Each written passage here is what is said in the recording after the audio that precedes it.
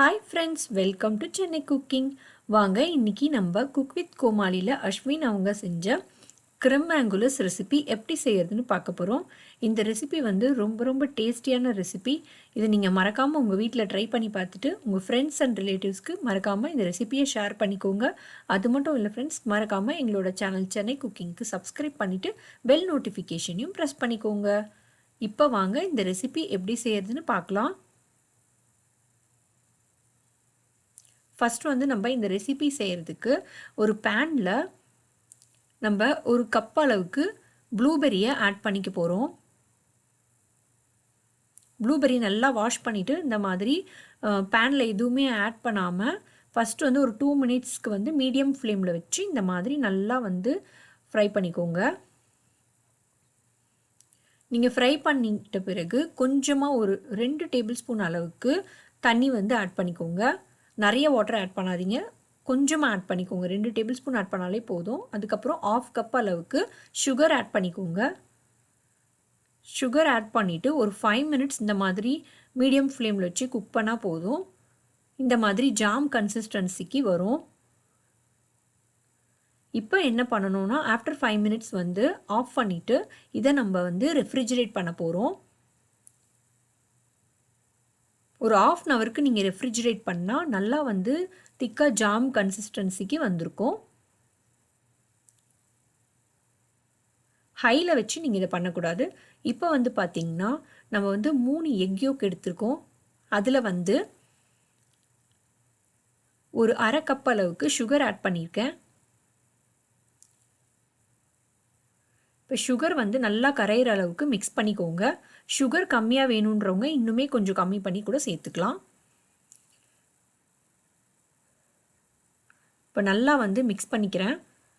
ஒரு 2 மினிட்ஸ் நல்லா மிக்ஸ் பண்ண பிறகு சுகர் நல்லா கரைஞ்சிச்சு. இப்போ வந்து வெனிலா எசன்ஸ் வந்து நான் ஆட் பண்ணிக்கிறேன். முட்டையோட ஃப்ளேவர் வந்து போகிறதுக்காக நான் வந்து வெனிலா எசன்ஸ் ஆட் பண்ணுறேன். இப்போ நல்லா மிக்ஸ் பண்ணி விட்டுக்கோங்க. இப்போ வந்து கொஞ்சமாக மில்க் வந்து ஆட் பண்ணணும். மில்க் வந்து கொஞ்சமாக ஆட் பண்ணும்போது பீட்டரில் வந்து ஃபாஸ்ட்டாக பீட் பண்ணுங்கள். இப்போ வந்து என்ன பண்ண போகிறோம்னா நம்ம ஒரு பேனில் வந்து நல்லா வந்து சுடு தண்ணி பாயில் பண்ணி வச்சுருக்கோம். பாயில் பண்ண சுடு தண்ணியில் வந்து வச்சு இந்த மாதிரி டபுள் பாயில் பண்ண போகிறோம். ரொம்ப கொதிக்க இருக்கக்கூடாது தண்ணி. இது வந்து நல்லா வந்து இந்த மாதிரி கைவிடாமல் கலரிட்டே இருக்கணும். கொஞ்சமாக வந்து ஒரு 1/2 டேபிள் ஸ்பூன் அளவுக்கு கார்ன்ஃப்ளவர் வந்து நான் வந்து தண்ணியில் கரைச்சி கொஞ்சமாக ஆட் பண்ணியிருக்கேன். ஒரு 10 மினிட்ஸ்க்கு அப்புறம் பார்த்திங்கன்னா எனக்கு இந்த மாதிரி கன்சிஸ்டன்சியில் வந்திருக்கு. இப்போ நான் வந்து என்ன பண்ண போகிறேன் அப்படின்னா இந்த மாதிரி திப்பி மாதிரி தான் வரும். ஆக்சுவலாக இதை வந்து நம்ம வடிகட்டி எடுத்துக்கணும். இப்போ இந்த மாதிரி வடிகட்டின பிறகு நமக்கு க்ரீமியாக நமக்கு Creme Anglaise கிடைக்கும்.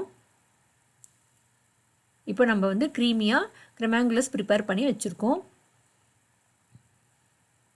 இப்போ வந்து நம்ம பேஸ்ட்ரி ஷீட் வச்சு நம்ம இதை பண்ண போகிறோம். ஸோ பேஸ்ட்ரி ஷீட் இந்த மாதிரி ரெடிமேடாகவே நமக்கு கடைகளில் கிடைக்கும்.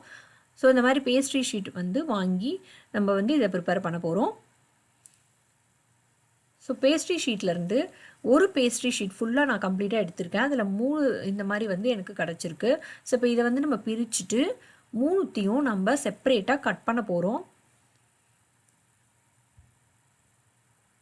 இந்த மாதிரி நைஃப் வச்சு நடுவில் அவங்களே வந்து லைன்ஸ் மாதிரி போட்டிருப்பாங்க, நம்ம அந்த லைன்ஸில் கட் பண்ணிக்கணும். இப்போ வந்து நம்ம பட்டர் இல்லைனா கீ வந்து அப்ளை பண்ணிக்கோங்க.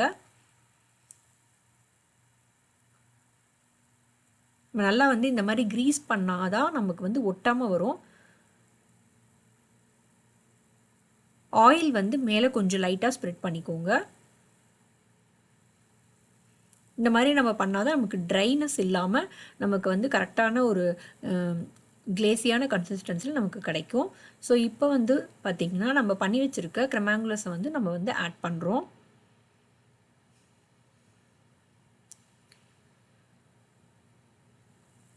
இந்த 3 பேஸ்ட்ரி ஷீட்லேயும் நீங்கள் வந்து இந்த மாதிரி Creme Anglaise அப்ளை பண்ணிட்டே வாங்க.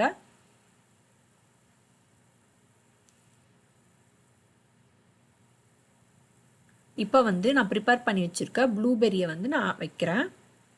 இது வந்து சாப்பிட்றதுக்கு எக்ஸாக்ட்லி ஜாம் மாதிரியே இருந்துச்சு.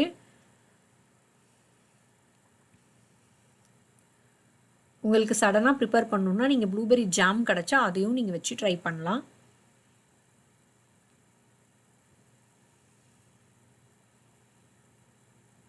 ஸோ இந்த மாதிரி வந்து ஃபஸ்ட்டு வந்து ஸ்ப்ரெட் பண்ணிக்கிறோம். இப்போ ஸ்ப்ரெட் பண்ணிட்டு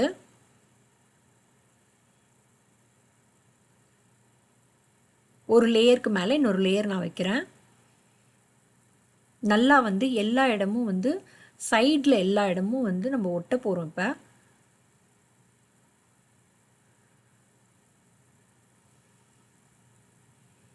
நம்ம கையிலேயே இந்த மாதிரி ப்ரெஸ் பண்ணி விடணும்.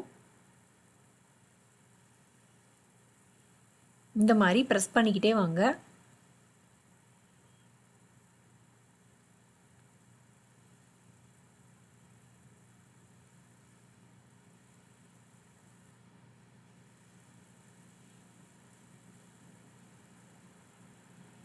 இப்போ இதுக்கு மேலே பார்த்தீங்கன்னா நான் வந்து ஒயிட் எக் வந்து நான் ஆட் பண்ணுறேன்.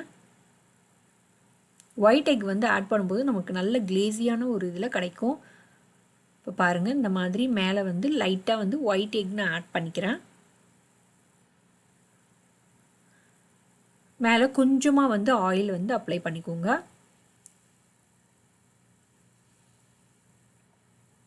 ஒரு அரை டேபிள் ஸ்பூன் அளவுக்கு ஆயில் வந்து எடுத்து நான் அப்ளை பண்ணிட்டேன். ஸோ இப்போ வந்து என்ன பண்ண போகிறோம் அப்படின்னா, இதுக்கு மேலே நம்ம வந்து கொஞ்சமாக வந்து நம்ம சுகர் வந்து ஆட் பண்ண போகிறோம்.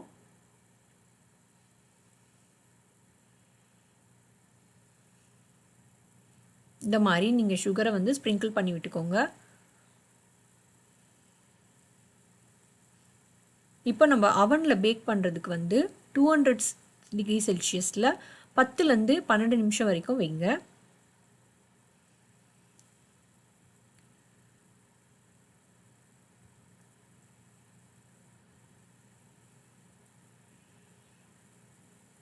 அவ்வளோதான். ஆஃப்டர் 10 மினிட்ஸ் பார்த்திங்கன்னா எனக்கு சூப்பரான ஒரு பஃப் வந்து கிடச்சிருக்கு. இந்த க்ரெம் ஆங்குலஸ் வித் பஃப் வந்து நீங்கள் வந்து உங்கள் வீட்டில் வந்து நீங்கள் கண்டிப்பாக ட்ரை பண்ணி பாருங்கள். இதோட டேஸ்ட் ரொம்ப அமேசிங்காக இருந்துச்சு. இது கண்டிப்பாக உங்களுக்கு ஒரு ஃபேவரட்டான ரெசிபியாக இருக்கும். ஈஸியாக நம்ம வீட்டிலே செஞ்சிடலாம். இப்போ வந்து வாங்க இப்போ எப்படி டெக்கரேட் பண்ணுறதுன்னு பார்க்கலாம். ஃபஸ்ட்டு வந்து அந்த பஃப்பை வந்து நம்ம சென்டரில் வச்சுட்டு இந்த க்ரெம் ஆங்குலஸை வந்து சைடில் நான் சுற்றியும் வந்து ஊற்றிக்கிட்டேன். இப்போ வந்து மேலே வந்து பார்த்திங்கன்னா நம்ம ப்ரிப்பேர் பண்ணி வச்சுருக்க ப்ளூபெர்ரி ஜாம் வந்து மேலே வைக்கிறோம். டெக்கரேஷனுக்கு வந்து ப்ளூபெர்ரி வந்து நீங்கள் தனியாக எடுத்து வச்சு அதையும் ஆட் பண்ணிக்கலாம்.